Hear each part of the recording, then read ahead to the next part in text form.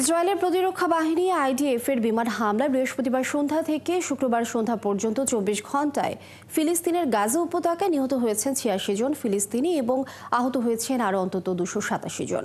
গত ১.৫ বছরে উপত্যকায় নিহত এবং আহতদের ৫৬% নারী ও শিশু। এদিকে গত ১৮ মার্চ থেকে নতুন করে শুরু হওয়া হামলায় প্রতিদিন অন্তত ১০০ ফিলিস্তিনি শিশু হতাহতের শিকার হচ্ছে বলে জানিয়েছে জাতিসংঘ। সৃষ্টি ঘটকের প্রতিবেদন। আবারও ইসরায়েলি বাহিনীর লাগাতার হামলায় জর্জরিত গাজা উপত্যকার ফিলিস্তিনিরা। শুক্রবারও রাতভর গাজা সিটি, খান ইউনিস, রাফা সহ বিভিন্ন এলাকায় বিমান হামলায় হতাহত হন বহু মানুষ।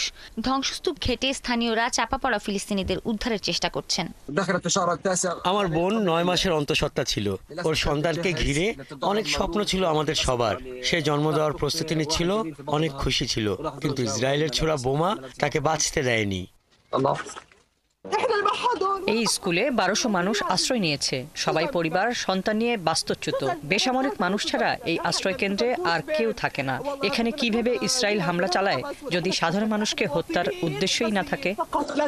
এরই মধ্যে জাতিসংঘ জানিয়েছে গত ১৮ মার্চ থেকে ইসরায়েলের প্রতিরক্ষা বাহিনী আইডিএফ গাজায় নতুন করে হামলা শুরুর পর সেখানে প্রতিদিন শতাধিক শিশু হতাহত হচ্ছে। হামাস জানিয়েছে তাদের কাছে থাকা জিম্মিদের অর্ধেকের প্রাণ ঝুঁকির মধ্যে রয়েছে, কারণ ইসরায়েলি সেনারা জিম্মিরা আছে এমন এলাকায় বোমা হামলা করে যাচ্ছে। একই দিন গাজা উপত্যকায় চলমান দ্বিতীয় দফা সামরিক অভিযানে আইডিএফ দ্বারা সংঘটিত যুদ্ধাপরাধের যথাযথ তদন্ত চেয়েছে ইসরায়েলের ১৩ জন আইনজীবী। শিগগিরই এই ইস্যুতে পদক্ষেপ গ্রহণের আহ্বান জানিয়ে ইসরায়েলের অ্যাটর্নি জেনারেল ও দেশটির সামরিক বাহিনীর আইনজীবীর বরাবর চিঠিও দিয়েছেন তারা।